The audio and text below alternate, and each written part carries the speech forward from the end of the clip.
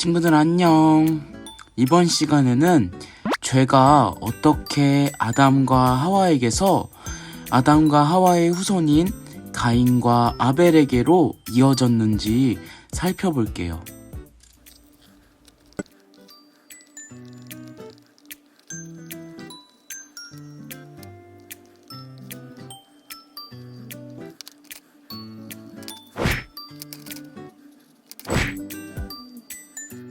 죄는 악한 욕망에서 시작되어서 하나님과 이웃을 대적하는 행동으로 이어져요. 첫 번째로 죄의 확산은 악한 욕망에서 시작돼요.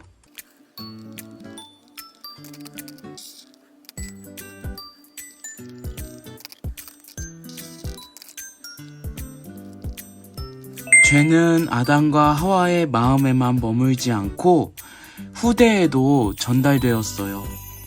아담과 하와의 마음에 틈탔던 거짓말이 자녀들의 마음에도 틈탄 거예요.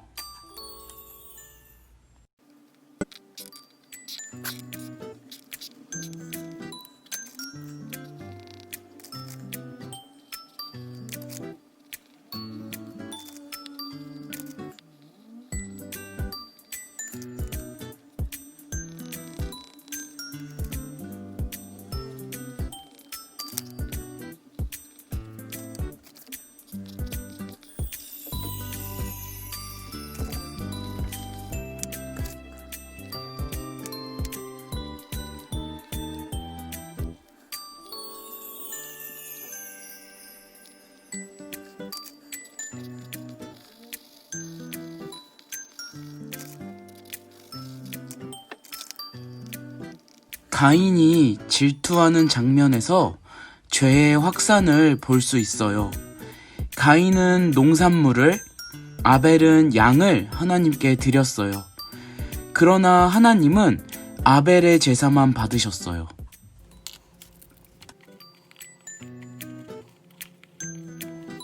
왜 그러셨을까요? 히브리서 11장 4절에 그 답이 있어요. 히브리서 11장 4절을 함께 읽어볼게요.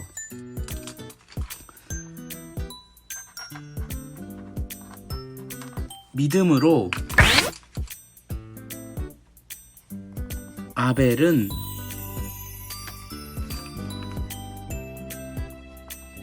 가인보다 더 나은 제사를 하나님께 드림으로 의로운 자라 하시는 증거를 얻었으니 하나님이 그 예물에 대하여 증언하심이라. 아멘. 하나님이 아벨의 제물을 받으신 것은 아벨이 믿음으로 바쳤기 때문이에요.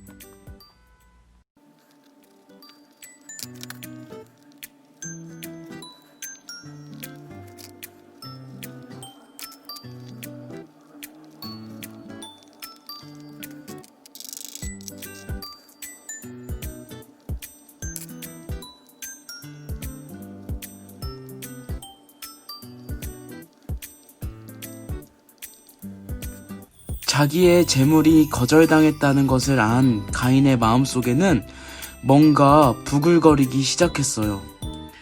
가인의 마음은 점점 어두워졌고 좀먹게 되었어요. 그것들은 가인을 경노하게 하고 동시에 낙심하게 했어요. 가인은 부모의 발자취를 그대로 따라가고 있었어요.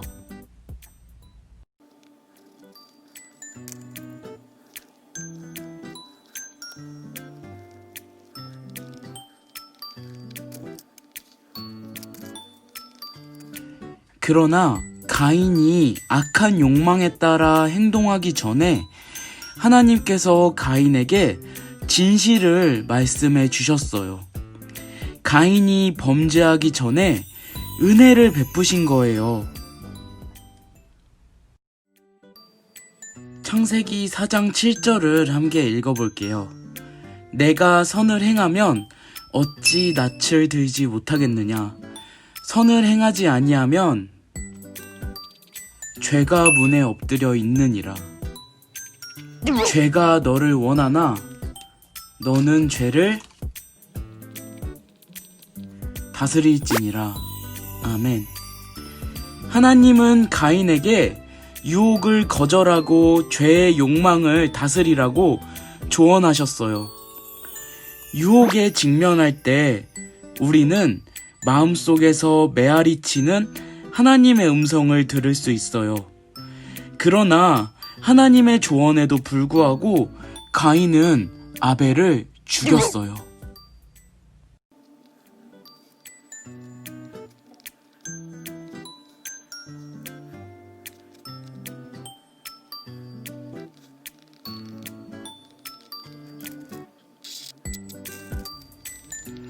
하나님은 우리 삶의 모든 죄악된 행동을 바라보시고 사랑으로 조언해 주세요. 그러나 죄로 가득한 우리는 그 조언을 거절해요. 가인이 그랬던 것처럼요.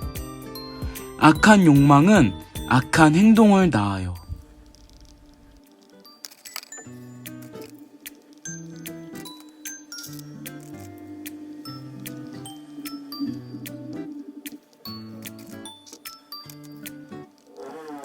가인은 죄의 욕망을 행동으로 옮겨 죄 없는 동생을 죽였어요. 마귀가 울부짖는 사자처럼 가인에게 덤벼들려고 기다렸듯이 가인도 아벨에게 그렇게 했어요.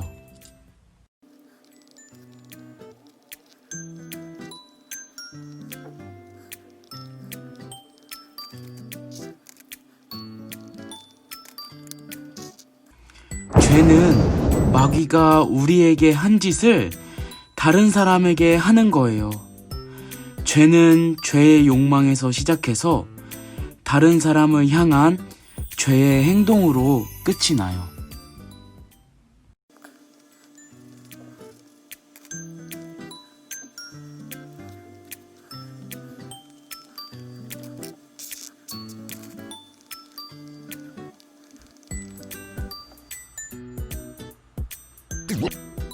하나님은 가인의 범죄 후에도 먼저 찾아오셨어요. 하나님은 가인에게 회개할 기회를 주려고 가인에게 말씀하셨어요. 가인아, 내 동생 아벨이 어디 있느냐? 내가 무슨 짓을 했느냐? 이 질문 왠지 익숙하지 않나요? 아담과 하와가 죄를 지은 이후에도 아담과 하와를 찾아오셔서 하나님께서는 질문하셨어요. 아담아, 내가 어디 있느냐? 하나님은 아담이 어디에 있는지 아셨어요. 마찬가지로 아벨이 어디 있는지도 잘 아세요. 하나님의 질문은 모르셔서가 아니라 가인이 회개하도록 초청하시는 거예요.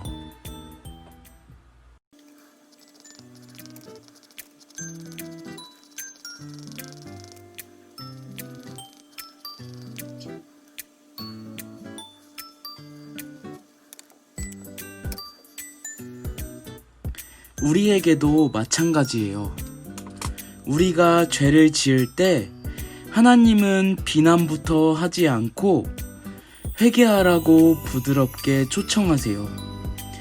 죄의 유혹을 받을 때는 죄에 저항하라고 하시고 범죄의 순간에는 회개하고 하나님께 돌아올 기회를 주세요. 하지만 안타깝게도 가인은 회개하지 않았어요. 하나님은 사랑이세요. 그래서 하나님은 예수님, 하나밖에 없는 독생자 예수님을 보내주셨어요. 하지만 하나님은 정의의 하나님이시기도 해요. 그래서 하나님의 사랑이 하나님의 정의를 가리지는 않아요. 하나님은 하나님의 정의를 가인에게 집행하셨어요. 동생을 죽인 죄로 가인을 저주하셨어요. 하나님께서 우리가 다른 사람에게 어떻게 대하는지 중요하게 보시는 이유는 무엇일까요? 먼저 죄의 욕망을 실행하기 전, 즉 행동하기 전에는 하나님의 조언은 직접적이세요.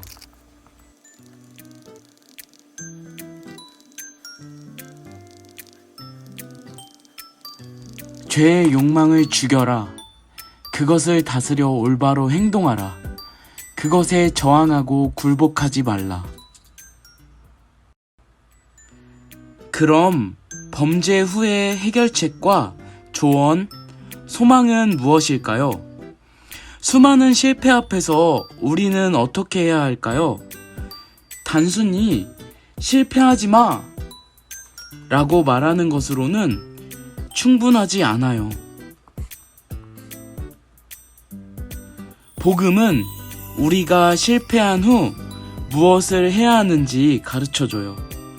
그리고 하나님이 어떻게 흠있고 죄지은 사람들을 구원해서 하나님 나라를 위해 사용하시는지를 우리에게 말해줘요.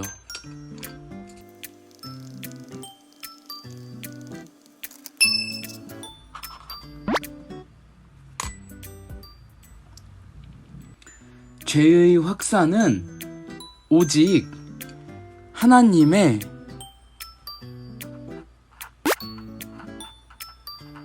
긍휼과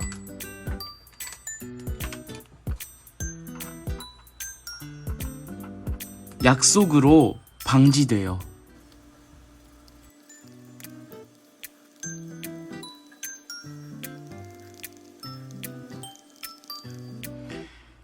가인이 눈물을 흘리며 슬퍼하고 있어요. 그러나 후회의 눈물은 회개의 눈물과는 달라요.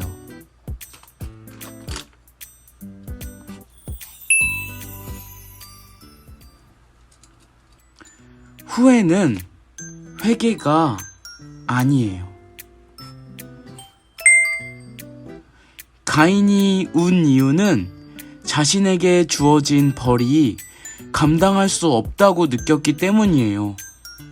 동생이 피를 흘려 쓰러져서도 아니고 자신이 하나님의 영광을 손상시켰다고 생각해서 슬펐던 게 아니라 가인의 초점은 오직 자기 자신에게만 가 있었어요. 하나님은 가인을 추방하심으로 아벨을 위해 정의를 실행하시면서도 가인에게 긍휼을 베푸셨어요. 가인에게 표를 주셔서 폭력으로 복수당하는 것을 막아주신 거예요.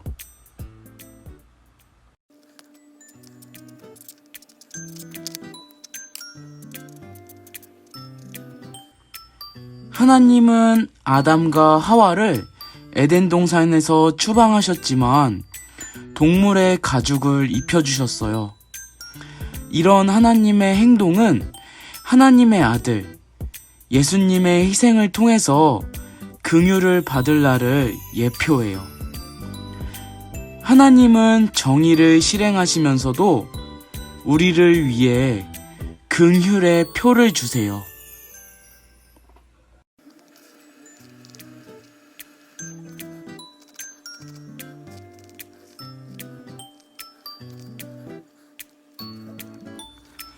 긍휼을 베푸시는 하나님은 약속을 지키시는 분이세요. 하나님은 하와에게 뱀의 머리를 부술 아들을 약속해 주셨어요. 그런데 가인은 반역하고 아벨은 죽었으니 언뜻 보기에는 상황은 절망적이에요. 그러나 하나님은 아담과 하와에게 셋이라는 다른 아들을 주셨어요.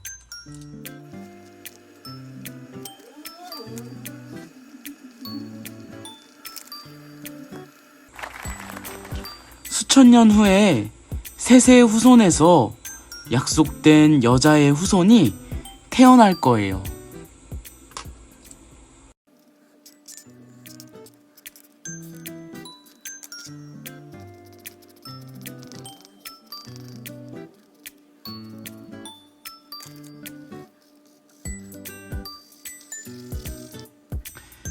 그리고 십자가에서는 피가 흐를 거예요. 이때 흘리는 피는 약속된 아들의 피이고, 이 피는 죄 때문에 흘리는 피일 뿐만 아니라 죄를 위해 흘리는 피가 될 거예요. 하나님이 약속하신 긍휼은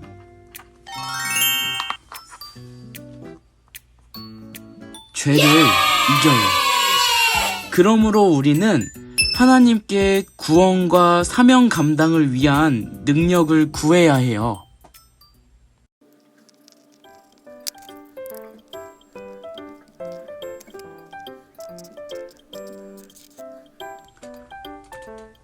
그리스도인인 우리는 가인의 모습을 통해 자신을 보지만 또한 십자가의 비단에서 자신을 보아요.